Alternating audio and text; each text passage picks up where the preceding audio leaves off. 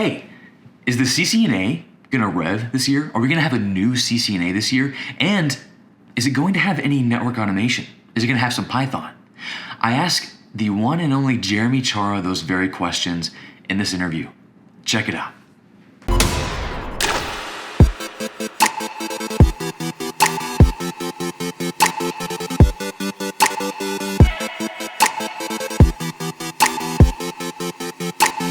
Who are you, Jeremy? Because I feel like everyone knows who you are. I'm a lifelong technical trainer. I'm going on. Started teaching in 1998. So since then, just before computers, he was teaching on notebooks. yeah, exactly. So jumping into the social world, literally, and after working with my close friend Chuck here. Learning the world of social, so that I'm literally as we're doing this, figuring out accounts and all that kind of stuff, because apparently that's the way the world is going. So gotta jump in. It's a great opportunity, actually. So right now, if you haven't already, subscribe to this channel, like, and hit that bell icon. But also, Jeremy Cioara is now going to be on Instagram. I think YouTube. I'm not there yet. Yeah, I'm in progress. At the time of watching this video, he should be live. So I'll put a link below. Go follow Jeremy right now. Let's show him some love. So go right now. Pause the video. We'll be here. Cool. Go look at it. So this video, I've got a ton of requests from people just saying, hey, I want to ask Jeremy some questions. So this morning I posted, I'm like, hey guys, hurry. I'm going to ask Jeremy a ton of questions. Do you have any? And of course, you guys had some. So we're going to go through a few of those and see what he's got. Yeah. It's still pretty early in the morning here in Oregon. We're at Bend, Oregon, one of CBC Nuggets' offices. We got our coffee. And well, it's funny. I wake up usually around 4 or so, and I'm getting ready, and I come out, and I'm like, Chuck's door is open. I'm like, what's going on? So yeah, it's not 4 in the morning. It's 6 in the morning. So we've at least allowed a little time to pass, but there's other trainers here in this house, believe it. So they're probably going to wake up pretty soon. Yes, you might get some cameos, Sean Powers, Bart Castle. Be kind of fun. And Anthony might come by, so we'll see. Mm-hmm. So Marbell28 from Twitter asks, how much sleep does he get? What's the work-life balance like? How does he make time for his family while running a business and doing training? Now, for those of you who don't know, Jeremy has a large family. And that's an excellent question. Like, you think I have struggles with my almost 4 kids. How many kids do you have, Jeremy? I'm on 7 so far. Isn't that insane? So he's definitely the authority to answer this kind of question. So Jeremy, so I guess we'll start with sleep. How much sleep do you? Because I was surprised, like last night I got home from a thing and he's still here working and I'm going to bed. So I don't even know what time you went to bed, but you woke up at 4. Yeah. How much sleep do you get? I would say on average between 5 and 6 hours, which isn't bad. You hear of people that go less than that. But at the same time, I'm coming up here and I'm learning from other people. Of course, in Eugene, so I'm taking a Uber ride from my hotel, and this guy's sitting next to me. We're talking, and man, I'm like, he's like in his 20s or something like that, and he goes, "Well, you're probably about my age," and I'm like, "No," and I go, "How old are you?" He goes, 41, and I'm like, I'm 41, and he's like, man, see him. So at the same time, I look like I do, and there's people who look in their 20s here in Eugene, Oregon, who drive Uber cars. So I don't know if it's the 4 to 5 hours of sleep that's doing it. I'm getting a lot of light. So anyway, work-life balance, the totality of it, and first thing I will say, it is a constant work in progress. It is a always learning, always growing sort of thing. I'm finding that the more structure I can put in as like, this is what I believe will happen today, let me intentionally go after it, it gives me a good start. So I'll get down to the grit if that's what you want. Because, okay, Jeremy, what do you actually do? Come on. What do you actually? So I'm going to tell you what I actually do, but realize, don't do what I do. Do what you do. You do you. You figure out what works for you. So here's because odds are you don't have 7 kids. Yeah, fair enough. So literally wake up by myself. I don't usually set an alarm. I just eyes pop open somewhere between 3:45 and 4:15 in the morning, and that happens no matter how late I go to sleep. It's a blessing and a curse all at the same time. And I usually just lay there, and that's when my mind starts going. And there's some point in there that I usually make a choice. Okay, now's the time, and I'll grab my phone and just look at something, anything, because as soon as I do, it's almost like a light switch in my brain goes off. They always tell you, don't look at technology an hour before you go to bed. About to say that. You heard that, right? Yeah. Well, that's why, because your mind is like, oh, and it starts to engage. So I put my phone down, and I usually just start running through what is this day in my head? What's going on? I'm saying a prayer. I'm getting myself ready for the day, and I'll usually just lay there for 20 or 30 minutes, just kind of thinking what's going on. Okay, now it's time. I get up. I start off with 50 push-ups. I mean, literally. I know. Rocket. Wait, hold on. 50 straight push-ups. You don't stop. Straight up push-ups. That's impressive. Yeah, and you just go. Yeah. And this is something I started probably a year ago. I tried to get into a workout routine, and what I found is if I don't just like hit the ground running, if I'm like, well, I'll do that, I'll share later about Streaks, this app that I use. Like, this is what I'm gonna do. I found I would fail miserably if I just didn't I roll out of bed, flop on the floor, and that's where it starts. Is no matter how I feel, no matter how miserable, that's it. Okay, got it.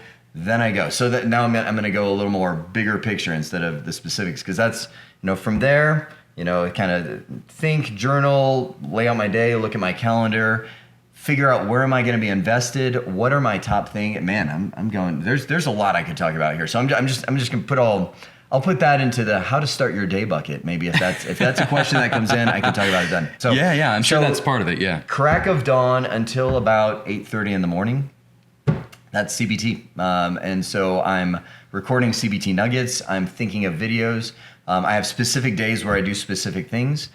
Then I flip my attention over to running a company. I built a company about 9 years ago that just keeps growing and growing. It's doing well. It's doing awesome. It's called VIA, VEEYA, a play on the word via, like this is the way. The way. I want a sticker for my laptop, by the way. Do you have stickers yet? I need to create one. Come on. Well, it's funny. I see it. There's stickers everywhere here. Yeah. I need to build one. I think Jeremy should have his own sticker, like his face, just like as a sticker. Yeah. So that and intense structure is pretty much what I live on, and then I end my day about 4:30. So it's about a 12-hour day a day. Which seems like, man, that must be intense. But when you love what you do, it's not. It's actually enjoyable. And then I'm alive and well for my family. Go till about 10 to 11 p.m. at night, and then start the whole thing all over the next day. So do that every day except Sunday. Sunday is the day where it's like, this is the day where I have nothing planned, nothing scheduled. That's it. That's the story. Well, I was going to ask you, because I've been using the Streaks app he's been talking about. I've used that for a long time, actually. And for when I was traveling, guys, last summer, and I was in France, I had so what Streaks is it's basically a way to keep track of your habits. So if you wake up and you do 50 push-ups, you mark it down. The next day, you mark it down again. You get a streak going. So like, oh, I've done 5 days in a row. Yes, I'm killing it. So that's awesome. But what happened to me was I got 30 days in. I was rocking out all of my skills or habits. I'm on skill mode. But then I missed a day, and my streak went away. I haven't done that many streaks again. It totally derailed me. Have you encountered that, and how do you deal with that? I fail all the time.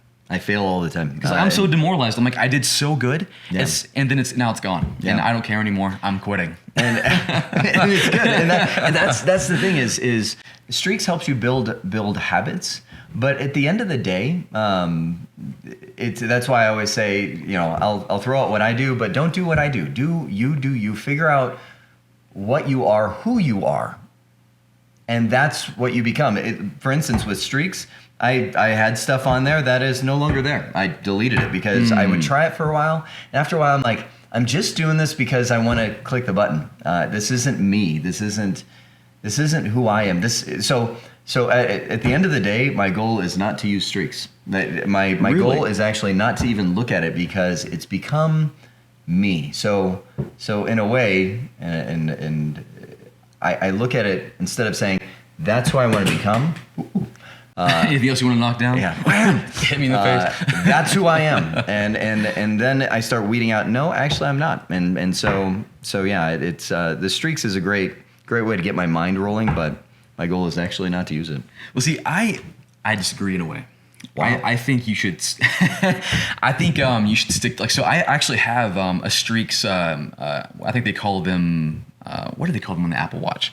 Well, I have a Streaks thing on my Apple Watch, so I can see how many there are. So like you see you have the bubbles there, and they'll fill out. So I didn't even know that existed. Get a quick little glance at my streaks and how I'm doing. Notice I'm not doing great at all. It's 6 a.m. though. Yeah, that's true.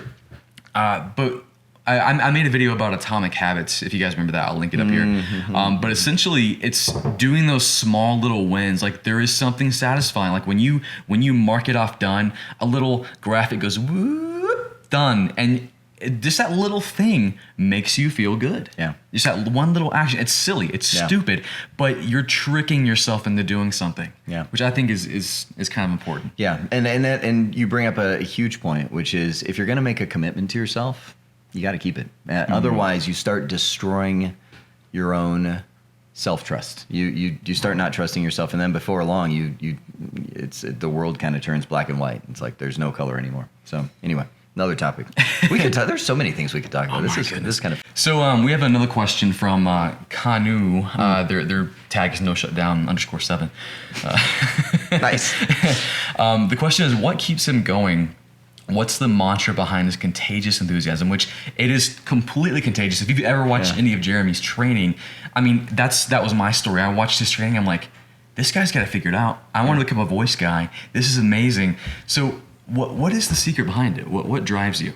So the answer to that question actually took me a lot longer to figure out than you would think. It's starting to know yourself, knowing who you are, how you were created, and what your purpose is, and that's in the social media world. That even as I read some of these questions, how do you do this? How do you do this? How do you do this? And I'm like, well, I can tell you what I do, but I spent a lot of my life trying to figure out what do other people do, and mirroring that and say, well, maybe if I do that, and it actually took a lot of time away from seeing what other people did to really find out what do I do, and what I do, what my purpose is, what makes me really alive is to help other people, whether it be physically, emotionally, spiritually, however I can, and I engage in wacky and different ways of figuring out how to do that, and a lot of times things that are completely uncomfortable. I will do things that I could go on with stories where I'm like, this could turn out bad, and in all honesty, sometimes it totally has. I'm like, I think I can help that guy, and I get in, and I'm like, that did not help in any way. But at the same time, it's just diving in and figuring out once I knew this is what I do, it makes it so much easier. I'm just gonna grab this guy. Okay, yeah. Because he was first in. You got to respect the first in. No, I'm just because you posted this. Like, what do you want to hear about? And bam, Robert was right there. He's like, do you think the CCNA will ever require some familiarity with Python?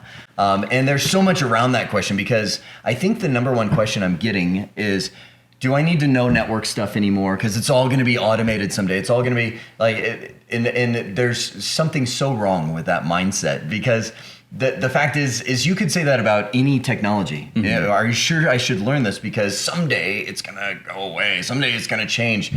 Yeah, it will. It will. I guarantee you that it will. It will always change. That's why lifelong learning is an essential element of everything technology. Yep. So, will the CCNA ever require familiarity with Python?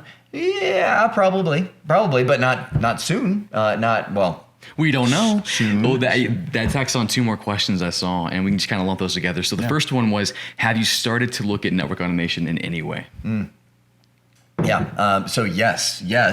Network automation, network deployments, but keep in mind, yes, network automation is a thing. Yes, SDN is a thing. Yes, Python is a thing, but there's still going to be a need for walking into a company and setting up a router and a WAP and a switch. Will it eventually be like click, click, click, click, and I can figure it all from a single unified interface?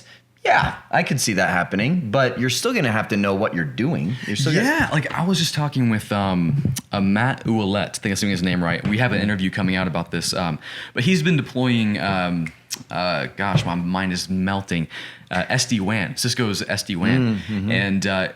And you would think that it's going to do away with network engineers because a big feature is that you can just plug in a router at a branch, it pulls down its configuration from the mothership, and that's it. So like, what are you doing? Anybody could do that. That's not the case. It's a lot more involved. He said he's struggling figuring out how to do everything. Yeah. A lot of the skills are being tested. You still have to know everything for this automation. You're automating recurring tasks, but you have to know how to create those recurring tasks. They don't just happen automatically unless you make it happen, but they do it eventually. Yeah. Well, that's one of the things that I find with people that are working at this, and I actually run into this a lot of times. So I operate a company called VIA. I think I said that already. But shameless plug. Look at what he's doing. It's good marketing though. It's good marketing. Well, I don't know why I'd be plugging it because it's a thing totally over here. But at the same time, a lot of the engineers will dive into automation before they even know how to do it manually. And they find themselves trying to automate stuff they don't have to do. And I go, okay, guys, 3 phases every single time. 3 phases. And you're going to see this as networks become automated. You always have to know how to do it manually. Then automate that process. Figure out, okay, every single time, and this goes back to more than a decade ago when I'm like, just figure out a base configuration for your device and paste it in every single time. That's a form of automation, but you have to figure out what good base configuration you have, then automate, then self-service. That's, to where customers can then do that themselves. But that's work. That's a lot of work, and you got to figure it out, with all kinds of stuff. So long answer, short question, will the CCNA ever require some familiarity with Python? I could see it, but not. I don't think I could see it soon. Other than, hey, and as you evolve as an engineer, you'll have to know things like that. So, will SDN ever become a thing? Yes. Will the network landscape change? Yes. But it's time. I mean, it's time. How long has TCP/IP4 ruled the world? Decades and decades and decades. It's time. Networks need to evolve. So, well, that leads into the next question. So, everyone's talking about the new CCNA. Is it going to rev this year? Are we going to see a rev? And what I've seen on Microsoft certifications is they're including more PowerShell testing. You go in the command line and you actually have to do something and assemble it. So I could see that being a thing for Python if it did become a thing. So I know the CCIE has evolving technologies. Talking about SDN, the last CCNA had a little bit on the attack end of that. What do you think is going to happen? Do you think it's going to rev this year, first of all? And it's kind of the same question. Do you think a little bit of Python is going to be there or just a little bit more SDN? I would say the rumor mill is so alive with CCNA Rev at this point that it would surprise me if it didn't. But at the same time, last Trainerpalooza, Chuck, we didn't do an interview then, but it was the same thing. Oh, it's going to rev. It's going to rev. It's going to rev. Yeah, that's true. Then it didn't because networks are networks, and so the current CCNA really is, it's awesome. They've landed on something good. So if it didn't rev, it wouldn't shock me, but I still think it will. This is a question I get all the time. I want to get your opinion on it. So if we do hear that the CCNA is going to be revved, you'll have a short amount of time to complete the CCNA, the current version, and then it's done, and you have to do the new one. What would you tell people who are like a quarter of the way, halfway, 3/4 of the way of studying for the current CCNA, and then it revs? Should they stop, wait for material to come out, or should they keep going down the path they're going down now? Nobody knows, nobody cares what version of CCNA you have. And I've gone through this so many times where, a new one's out. Well, people know, do you have a CCNA 2019? Which exam did you take? What's your exam number? Yeah, exactly. That's not a thing. If you're a CCNA, you're a CCNA. Employers, it's a CCNA. So I would say if you're in the midst of studying, always, what Cisco will do when they announce a new CCNA is they'll say, you've got 3 months, you've got 6 months, you've got a year sometimes to complete your current CCNA before those exams go away. Stick with that, go with that, and keep going on that direction. rather than wait. And I would find that as like a great motivation to go, oh, now I've got a deadline. Okay, that's my exam date. I got to focus, and go from there. All right, last question. I'm looking at Mo. Mo is saying, hey, is Jeremy going to continue the IT expertise series with some new topics, or is he going to do a new version of CCNA for the real world? Mo, my heart goes to you, man. So where did IT expertise come from, I think is where I'll start from, because some of you might not know that. Matter of fact, just go to cbtnuggets.com and search for IT expertise. So it'll start you on a little journey through the past. You'll also just type real world. I did a CCNA for the real world, network design for the real world. So as some of you know, 9 years ago now, I started a company that does what I teach. And initially, for probably about the first year, got my butt kicked. It was just constantly like, oh my gosh. That's crazy because Jeremy is a CCIE. Right? You've been teaching technology before I was born, I think. He's an old guy. Old man. By the way, I'm gonna kill him in ping pong. Yeah. So we've got this ping pong thing going. So nonetheless, so I was like, I know how to do this. I've done this. I've taught people. I know, and there's just a whole element of stuff surrounding it. Some people call it soft skills. Some people call it, real world. And I've used different names for it throughout. But paper certs. Yeah, and that's where I came back to CBT Nuggets, and I was like, I've got to create these courses. They don't have a certification. They're like, no certification. What does that mean? And I created these real world courses, and they became wildly in demand, and people were like, more and more and more. So Mo, love the question. Are there going to be more IT expertise? Yes, there will. What they are is essentially certification lists for now, series where I'm just like, you know what? Cisco has a wireless certification here. I just want to show you how to set up wireless for real. And I'm going to use some Cisco gear. I'm going to use some non-Cisco gear because you know what?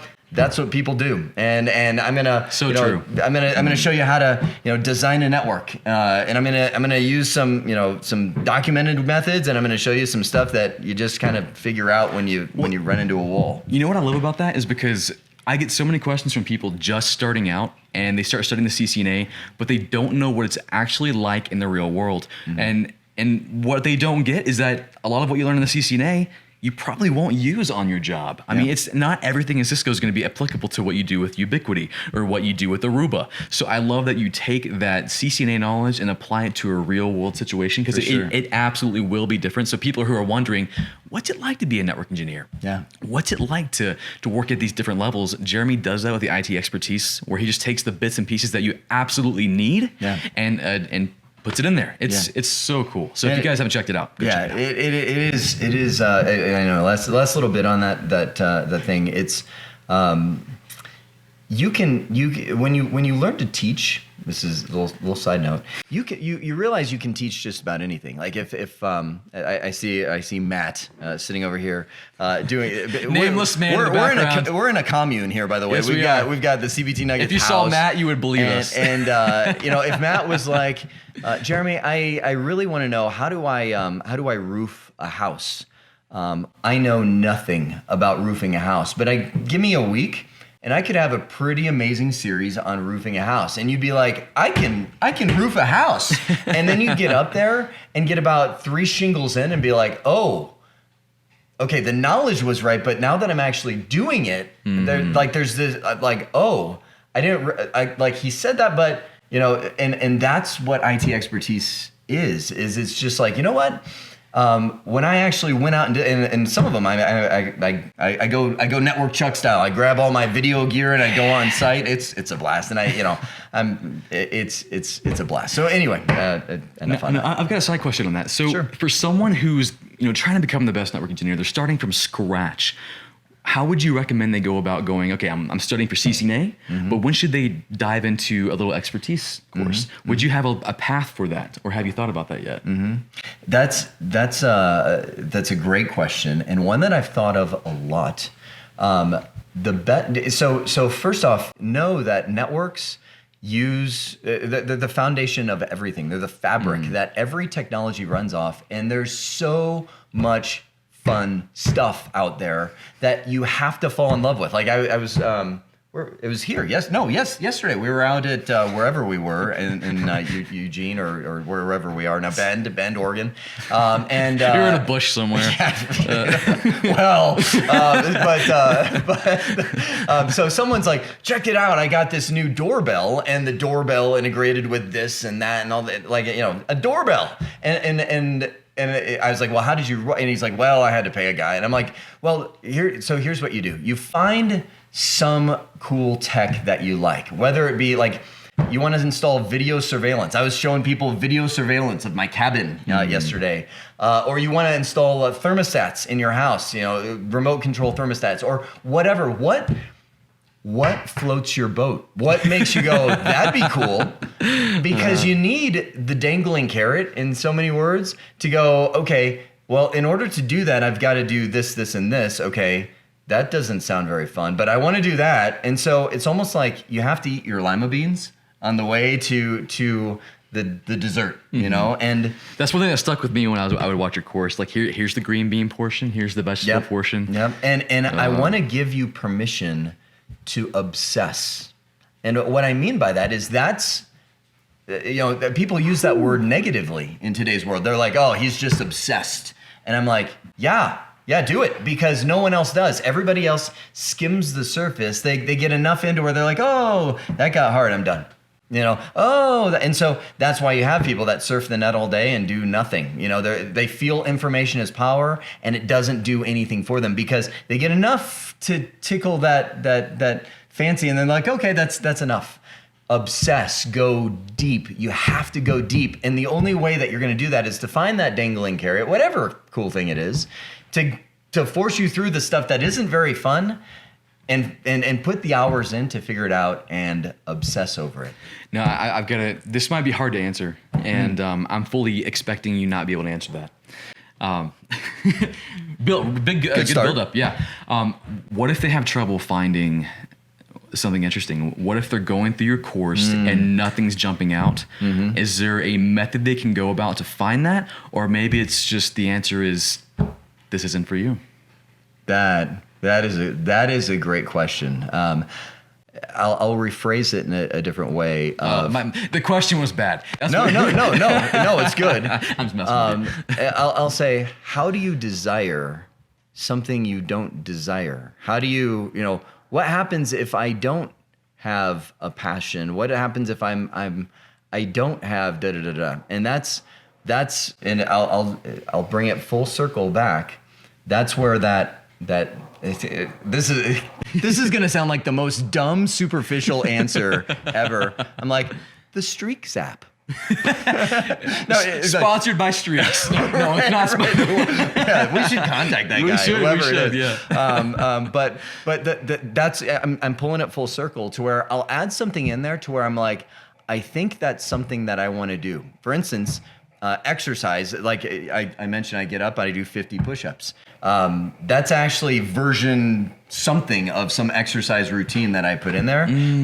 But I'll do it for a certain amount of time, and I'm not going to tell you because it's you. I can't give you what I do on that. But I'll do it for a certain amount of time, and I'll find myself just being like, it's not me. This isn't me. Mm-hmm. But I gave it a good enough effort, and this is the time, whatever time you determine. I gave it enough effort to where I'm like, if this was going to grow on me, it would have happened by now. I love that. That reminds me of what I think Anthony and also Keith told me. Is like when they, like Anthony was trying to decide if he wanted to go down the data center track. So what he did is he took like a whole Saturday and he just did nothing but study data center, lab it up, and see if he could do it all day without being bored. Mm-hmm. And if you encounter that you actually enjoy it, you found it. If you're miserable, move on. Yeah. That's good. And so last example I'll mention, and then we'll probably think of something else. But if I don't stop him, he'll keep going. When I first got it, before it was called Collab, it was called Voice. Cisco Voice. I miss that so much. Yeah. And when I first, I got my CCIE routing and switching. I was like, I'm at the top of the game, and I came back, and the company I was with at the time's like, okay, now that you got that, we want you in voice over IP. And I was like, what? Phones? Like, and I still remember myself. People are like, how do you like voice over IP? I'm like, dumb. I make a phone ring, you know. And I had to start learning things like the Nyquist theorem of waveforms, of how they actually take a waveform and I'm using analogies like tin cans and strings, and I'm like, this is so lame. Until I really got it. And until, you know, the Nyquist theorem, which I stared at on the computer, I'm like, I don't care. I don't get it. I started realizing I don't care really meant I don't want to invest myself into this because this is hard and I just don't feel motivated. Once, in that case, it was, and I had to, because they said, you have to learn this technology. I love that. And I was like, okay. And once I got into it and I put enough investment to where I really started to get it, then I became like, okay, this is cool. Because, are you ready for the whole secret behind behind all the certifications? Was that French? Secret? Why, yes, secret. Behind all the certifications, why do vendors invest millions, maybe even billions, I don't know, into their certification programs? Because they know that you love what you know. And I was going to quote you before you saed that. Oh, man. Have I used this before? I've used it. You know what's funny is you said that in our last video we did last year at Trainerpalooza. Well, at least I'm consistent. He's anything but, or you're everything and consistent. Mm-hmm. But no, I say that quote to people all the time now. In fact, I think I've if you guys watch me, I probably said that in the last like 5 videos I've done. Mm-hmm. You love what you know, and it's so true. Mm-hmm. And I love that mantra because I don't know about you, but any area in IT, I don't think I've ever like disliked any area I've jumped into. If I spend enough time in it, if I spend enough time resonating and trying to learn, or I have to learn it, I end up liking it a lot. And that's just once you have the IT mindset, I don't think there's a lot you won't enjoy. Have you encountered that? Yeah, no, it's when you start realizing the investment it's going to take, it changes the way you look at things. And I mean, we're talking about IT right now because that's what we do. But it goes for everything. Take your relationship with your wife or your kids, or your husband. Like if you invest yourself into those relationships in the same way to where you're like, I don't like this, I don't like you, but you invest yourself of like, but I'm going to make that change. You'll be amazed at again, you know what you love and you love what you know. So many people just put their toe in the water and they go, oh, it's too cold, I don't like that. Mm-hmm. You don't realize if you get in and you go up to your chest, you get used to it and you start to love it. Mm-hmm. I'm not sure that analogy worked. I'll go with it. Is that Jeremy approved? Yeah, I'll go with it. You're the king of analogies. But anyways, guys, this could go on for days, but we do need water, food, and toilet. So, Jeremy, dude, thank you so much for coming on. This is seriously the best thing ever. Every time I'm around him, I'm like, okay, I got to get a camera on you. I got to get you on my channel because I know for me, it's crazy encouraging. I know for many people, it's going to be awesome. So thanks so much for doing this. Yeah, I'm happy to do it. Thanks, guys. Any parting words for the peeps out there? No. I can never land the there we go. I hope this has been informative for you, and I'd like to thank you for viewing. Notice how we resonated at the end. Yeah. So guys, if you haven't already, follow Jeremy on Twitter. It's at Chara Jeremy. It's gonna be the same thing on Facebook now. I got him on Facebook. I know. And Instagram. We're doing this. He's gonna be on, I think, YouTube as well, right? Maybe. Encourage him below. Say YouTube. But I am. This is the fun part, and I didn't realize it until this Trainerpalooza. CBT Nuggets is like, go build video libraries that have nothing to do with technology and everything to do with technology, and share it to the world. And I was like, I can do that. This is going to be fun. It's going to be fun. It's start something cool, which I think will mean more collaborations with us and all the other trainers. So I'm actually really, really, really excited about this. So guys, like, subscribe, ring that little bell thing because you want to know when I'm posting a video because he might be here, and do the same for Jeremy. We'll catch you guys later. Thanks.